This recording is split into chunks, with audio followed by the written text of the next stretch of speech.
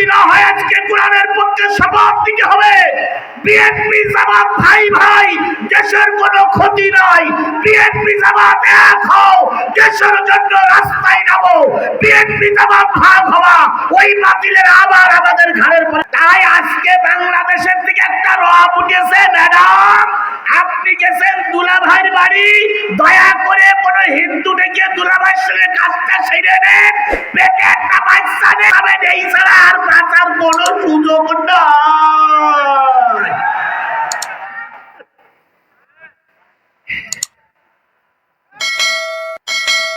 ঠিক তো জিহাদি বলে, কিন্তু আবার জিহাদির কাটি দিতেও কেউ কম পারে না।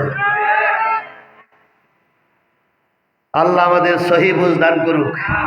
আল্লাহ নবী আহত কিসের কথা বলার কারণে, এই কথা বলেন কিসের কথা বলার কারণে? নবীজি ঘরের ভিতরে সেবা শুশ্রূষা নিচ্ছেন। নবীর একজন প্রিয় চাচা ছিলেন, নাম তার আমির হামজা। কি নাম? আরো জোরে বলেন কি নাম? আমির হামজা বাড়িতে ছিলেন না, ছিলেন তিনি সফরে। কিছুক্ষণ পরে সফর থেকে, শিকার থেকে ফিরে এসে শুনলেন মুহাম্মদকে মেরেছে আবু জেহেল। আবু জেহেলকে খুঁজতে শুরু করলো। খুঁজতে খুঁজতে কাবার চত্বরে যে আবু জেহেলের পেয়ে গেল। এবার আমির হামজা বলতেছে, আবু জেহেল তুমি আমার ভাতিজাকে মেরেছো। ভাতিজা কি অন্যায় করেছে? অন্যায় আর কিছু না, অন্যায় একটাই। কার কথা বলে? ওয়ামা নাকামু মিনহুম ইল্লা আইয়ুমিনু বিল্লাহিল আজিজিল হামিদ। তাদের দোষ একটাই, তারা মহাপরাক্রমশালী, আল্লাহর বিধান চালু করার কথা বলে, এছাড়া তাদের কোনো দোষ ছিল না। কথা বলেন ঠিক না বেঠিক? এবার আমির হামজা ডাক দিয়ে বলল, আবু জেহেল কয়টা মেরেছো? কয় তিনটা।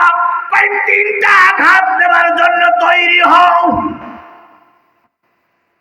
কথাই বলে সত্তরে ভক্ত নরমের জন্য। আবু জেহেল বলতেছে, শোনো, তুমি যদি আমার গায়ে হাত তোলো কাজটা বলে ঠিক হবে না।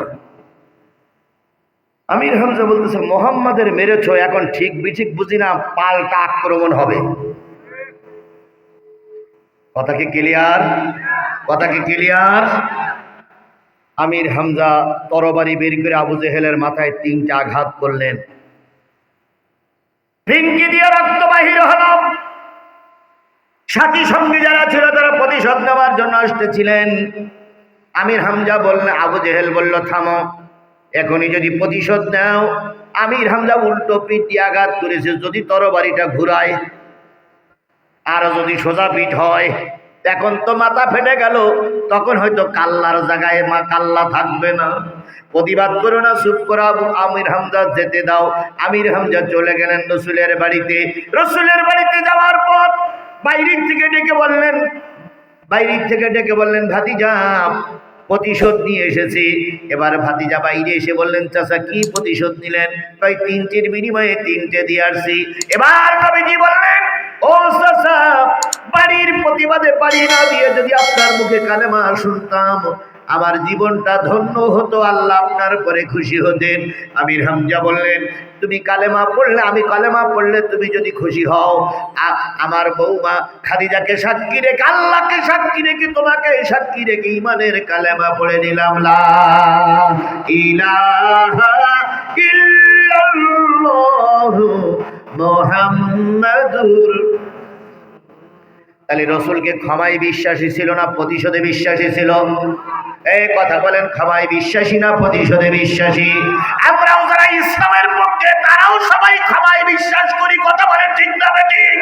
সুতরাং আজকে কারোর পরে আমাদের অভিযোগ নাই, আমরা ক্ষমায় বিশ্বাস করে সবাইকে কোরআনের পথে আহ্বান করলাম। যদি প্রতিশোধে বিশ্বাস হতো, বিএনপির একজন সিনিয়র নেতা, নাম হলো মেজর আখতারুজ্জামান,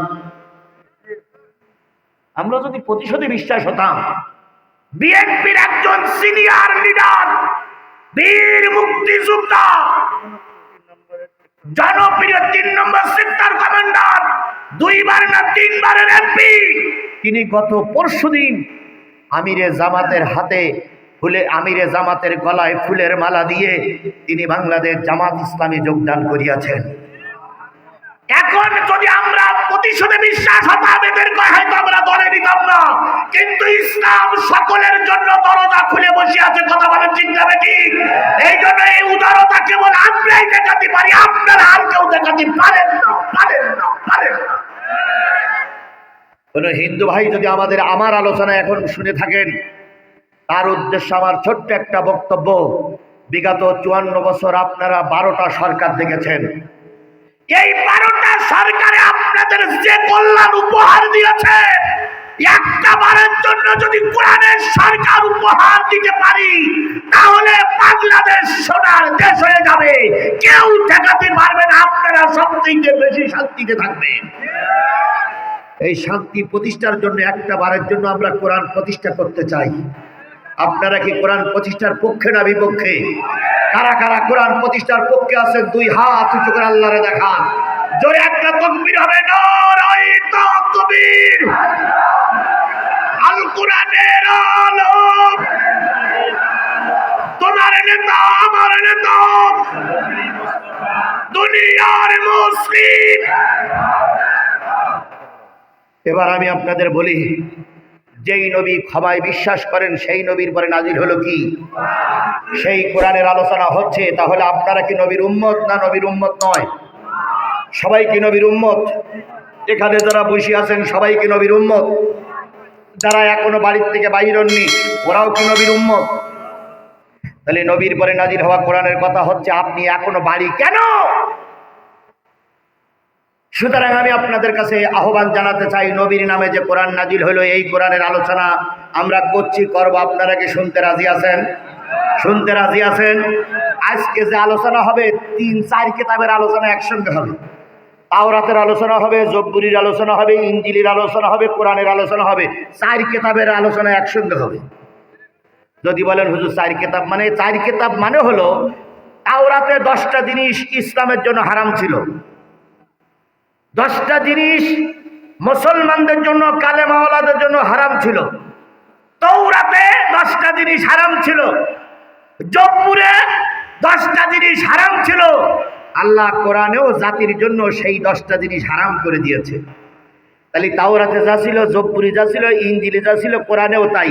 3-4টি কিতাবে সমন্বয় করে 10টা জিনিস হারাম। সেই হারাম 10টা কথা আমি আপনাদের কাছে বলবো। আমার সময় লাগবে হলো 50 মিনিট। হ্যাঁ, অন্য কব। ও, এই মুরব্বী উঠলো কেন?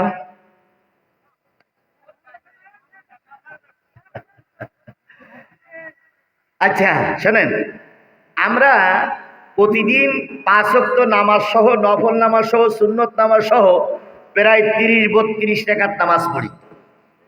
30-32 রাকাত নামাজের ভিতরে আলহামদু ছাড়া কোনো নামাজ হয়? ওই আলহামদু সূরার ভিতরে এক জায়গায় দিয়ে বলি, ইহদিনাস সিরাতাল, হে আল্লাহ আমাদের সরল সঠিক পথে চালাও। এখন সরল সঠিক পথটা কি? এই এলাকায় বড় যিনি হুজুর আছেন তিনি একটু বলেন তো। আমি বলি যে সরল সঠিক পথে চালাও। সেই সরল সঠিক পথটা কি? আল্লাহ বলতেছে জিহাদি, আজকে সেই সরল সঠিক পথটা উল্লাহ পাড়ার মানুষের কাছে জানাই দাও। সেই সরল সঠিক পথে চলতে গেলে 10টা জিনিস বর্জন করলেই সরল সঠিক পথে চলা যাবে। আমি সেই 10টা জিনিস বলতে 5-10 কে 50 মিনিট, একটা সাবজেক্টের পরে 5 মিনিট করে সময় নিয়ে 50টা মিনিট আমি আপনাদের কাছে ভিক্ষা চাচ্ছি। আপনারা কি 50টা মিনিট আমাকে ভিক্ষা দিবেন? দিবেন? দিবেন? তাহলে যেন পাশের থেকে কেউ না ওঠে। যে না উঠবে ওইটারে জোর করে ধরে আস্তে করে বসাই রাখবেন। যদি বলে ভাই ছেড়ে দেন আমার হিসু উঠে গেছে, হিসু বোঝেন তো, হিসু উঠে গেছে, তখন আপনি কানে কানে বলবেন যে হিসুটাই এখানেই ঝাড়, তবু কোরআনের মাহফিলটা ডিস্টার্ব করিস না। তাহলে আমি 50টা মিনিট আপনাদের কাছে ভিক্ষা চাইছি, ভিক্ষা দেবেন? 1। 2 নম্বর, আজকে কয় তারিখ? 14 তারিখ। গতকালকে এরা মাইকিং করেছিল কয় তারিখের মাহফিল? ভাইরা আমার, বোনেরা আমার, গোপীনাথপুর আল আকসা জামে মসজিদের উদ্যোগে বিরাট তাফসীরুল কোরআন মাহফিল স্থান গোপীনাথপুর পূর্বপাড়া মসজিদুল আকসা প্রাঙ্গণে তারিখ 14ই ডিসেম্বর 29শে অগ্রহায়ণ রোজ রবিবার বিকাল 5টা থেকে আখিরি মোনাজাত পর্যন্ত। এইরকম মাইকিং হয়েছিল না ভাই? কতই